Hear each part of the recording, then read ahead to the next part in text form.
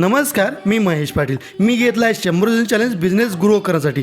तर मग तुम्ही मला या चॅलेंजमध्ये साथ द्या आणि फॉलो सबस्क्राईब करून घ्या. आज दुकान चालू केलं आणि त्यानंतर मेनू कार्ड तुम्ही बघू शकता माझ्या दुकानावरचा. त्यानंतर एक कस्टमर आला, त्याने जीपे केलं आणि कस्टमर गेला. त्यानंतर चहाची ऑर्डर आली, चहा दिला.